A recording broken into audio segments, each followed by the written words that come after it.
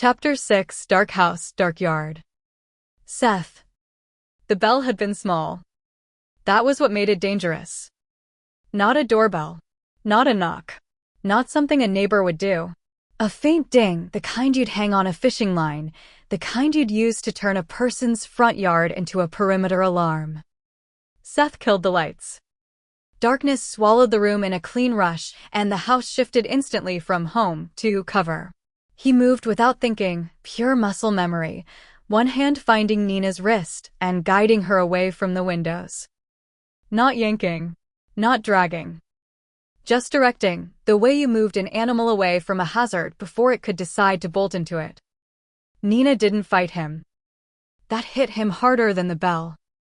She followed, quiet, quick, her breath tight and controlled, her body tense in the way prey got tense when it understood it had been noticed. Interior, Seth whispered.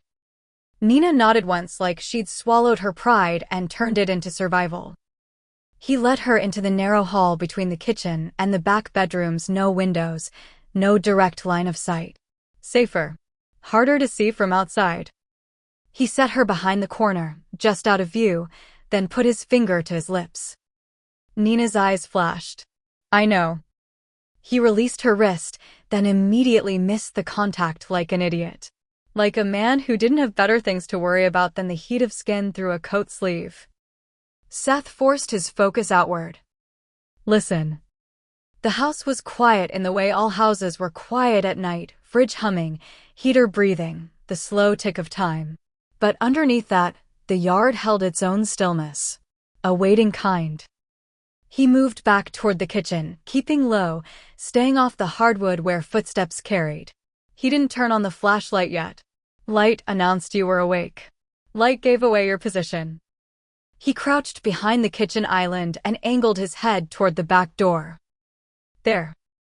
A faint scrape, too soft to be wind, too deliberate to be a raccoon. Then another, slower. Metal on metal. Someone testing the knob. Seth's jaw tightened. He eased his hand toward the drawer beside the sink, the one with the spare batteries and the evidence tape and the things he needed too often. His fingers closed around his backup flashlight. The back door handle shifted again. A patient twist, then a pause, like whoever was outside was reading the lock's resistance. Not drunk. Not impulsive. Practiced. Seth felt his pulse drop into that calm place it always went when danger arrived. The part of him that could be afraid later slid out of the way and let training take over. He glanced back toward the hall. Nina stood perfectly still, her silhouette barely visible, dark hair, wide eyes, one hand braced on the wall like she could hold herself upright through sheer will. She wasn't crying. She wasn't panicking. But Seth could see the tension in her throat, the way she swallowed hard and didn't make a sound. Good. Smart. He didn't let himself think about how much he respected her for it. The knob turned again. This time it went farther. A soft click. Seth's stomach went cold. That lock was deadbolt. Which meant. He listened harder. There was a faint, almost imperceptible sound, like a plastic card sliding against a latch. Like someone had slipped something into the frame. Seth's eyes narrowed. They weren't trying to smash their way in. They were trying to get in quietly. He raised the flashlight, thumb resting on the switch, and waited. He didn't move until he heard it. A new sound, footsteps shifting on the porch boards. Someone leaning their weight toward the door. Testing. Committing. Seth hit the flashlight. A white beam exploded through the kitchen and splashed across the back window, ricocheting off glass. In the same motion, he moved fast, silent, toward the back door, staying to the side of it, out of the direct line. Game warden, he said, voice low and steel flat, loud enough to carry through the door. Step away. The porch boards creaked. A sudden shuffle. Then silence. Seth counted in his head. 1, 2. He didn't throw the door open. He didn't rush. That was how you got shot, by someone waiting on the other side.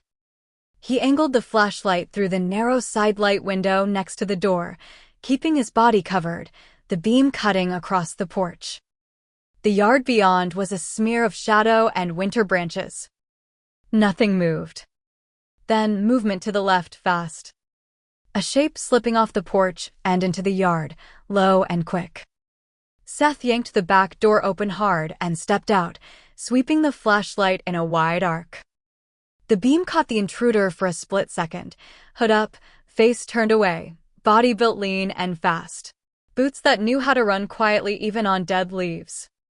The figure vaulted the low rail and hit the yard running. Seth didn't chase blindly. Chasing got you pulled into open ground. Chasing got you ambushed. He moved just far enough to keep the intruder in the light, just far enough to see what mattered. The figure sprinted toward the tree line and dropped something. A quick fumble, like a pocket had snagged.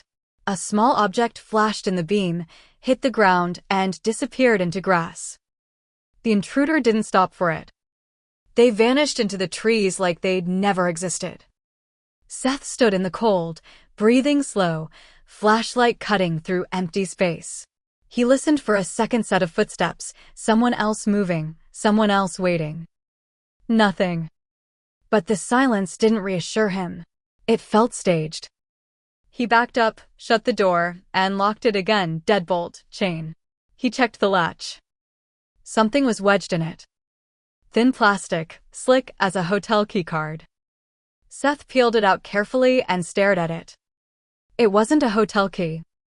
It was a laminated card, blank on one side, faded printing on the other. Cheap plastic, the kind subcontractors used for job site access. He pocketed it in an evidence bag without looking away from the dark window. Then he turned and walked back to the hall. Nina was there instantly, like she'd been waiting to move the moment he gave her permission. "You saw him," she whispered. "Him or her," Seth corrected, then added, "Yes." Nina's eyes were sharp and furious. Were they trying to get inside? Yes. Nina inhaled hard, like she wanted to swear and also wanted to keep her voice down. "This is insane." Seth held up a hand, 2 fingers, silent command. "Stay quiet." Nina's mouth tightened. She obeyed anyway. Seth went to the living room and swept the windows again, slow and methodical. Nothing. He checked the front door, locked. He checked the side window latches, locked. Then he moved back outside where the intruder had dropped something. He found it in the grass just beyond the porch step, a lanyard clip and a folded ID sleeve, half muddy. He lifted it with gloved fingers, the way you lifted venomous snakes, careful, respectful, aware it could bite you in court. He opened the sleeve. Inside was a subcontractor badge. A logo in the top corner, a stylized crane over a wave line. Stonewater. Below it, in block letters. Stonewater Site Services, Access. There was a name beneath, partially smeared but readable enough to matter. A headshot that didn't show the intruder's face clearly, older photo, hat, sunglasses. Seth felt rage spike, fast and clean. They weren't even hiding now. He slid the badge into an evidence bag, sealed it, labeled it with a pen that shook once before he forced it steady. Nina stood behind him, close enough that he could feel her presence without seeing her. Not crowding. Just there. "Tell me you're not thinking what I'm thinking," she said quietly. Seth didn't look up. "Say it." "They followed us," Nina whispered. "From my hospital." "Yes." "And now they know where you live." "Yes." Nina's breath hitched. "So nowhere is safe." Seth turned then, meeting her eyes in the dim. "Safe is a moving target," he said, voice low. "So we move faster." Nina stared at the badge bag in his hand. Her face went pale, then flushed with anger. "They're using their own logo." "They're sending a message," Seth said. Nina's mouth went hard. "They want me to stop." Seth's voice sharpened. "They want you to obey." Nina swallowed, chest rising and falling fast. Then she nodded once, small, fierce. "No." Seth felt something in his chest loosen at that single syllable. Not relief. Not peace. Recognition. This woman didn't bend. He should have been grateful. He was also terrified. Keys, Seth said, already moving. We're leaving. Nina blinked. Now. Yes. What about? The Eagle, Seth said, cutting in before she could say it like a prayer. We move her tonight. Nina's doctor brain snapped fully online, fear converting into logistics. Okay. Quiet transport. Low light. Cover over the carrier. Portable oxygen. I'll drive, Seth said. Nina's eyes narrowed. Obviously. He ignored that. He grabbed his jacket, his go bag, the evidence bags. He checked his phone again, one bar, then none. You have a landline? Nina asked, voice tight. Seth shook his head. Not installed yet. Because you hate people, Nina muttered. Because I'm busy, he corrected. Nina shot him a look that could have sutured a wound. Seth moved to the mudroom where his gear was stacked, then paused. His gaze flicked to Nina's coat pocket. Phone, he said. Nina pulled it out. Seth took it, not to control her, but to check it, and flipped it over. His thumb ran along the case edge, then stopped. A thin, flat disc clung to the underside near the camera ridge. Matte black. Tiny. Seth's blood went ice cold. He held it up between two fingers. Nina stared. What is that? A tracker, Seth said. Nina's face emptied. On my? Yes. Her breath went shallow. How? They got close enough, Seth said. At your facility. Or earlier. Nina's hands trembled. She forced them still. So that's how they found us. Yes, Seth said. And that means this isn't random intimidation. It's operational. He slid the tracker into an evidence bag, sealed it, and set it beside the Stonewater badge. Nina's voice came out raw. I feel sick. Seth's chest tightened. He stepped closer before he could stop himself, and his hand landed gentle, firm, on her upper arm. Not pulling. Not pinning. Anchoring. Nina's eyes lifted to his, wide and bright with fury and fear. She didn't shrug him off. That was a mistake. It felt too good. Too right. Seth dropped his hand like it burned. We go, he said, voice rougher than he wanted. We don't stay anywhere predictable. We move the Eagle, and we escalate this above the county level. Nina swallowed hard. Federal. Yes, Seth said. Tonight.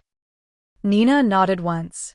Then, because she was Nina and she refused to let terror own the whole room, she added softly, you know this is a terrible first sleepover. Seth's mouth twitched despite everything. Not the time. It's always the time, Nina whispered, but her voice wobbled at the edges. Seth grabbed his keys and opened the front door just enough to scan the yard with the flashlight. Nothing moved. But that meant nothing. He stepped out first, sweeping the beam across the drive, the tree line, the road. Empty. Still. Waiting. He motioned Nina forward. Stay behind me, he said. Nina lifted her chin. I hate that sentence. I know, Seth replied. Do it anyway. Nina followed, close. Seth got her into the truck, locked the doors, then circled to the driver's side. As he climbed in, he caught Nina staring out at the trees like she expected them to blink. He started the engine and pulled out, headlights slicing into the dark. In the rearview mirror, his house shrank behind them, quiet porch light, silent windows, the illusion of safety already gone. Seth's hands tightened on the wheel. They weren't just chasing a shooter anymore.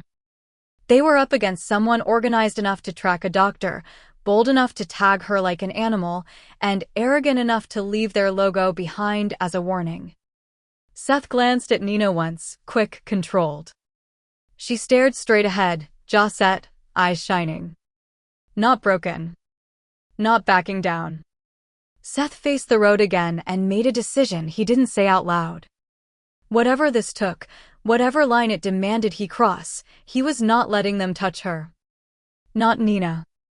Not her staff. Not that eagle. Not if he had anything left to burn.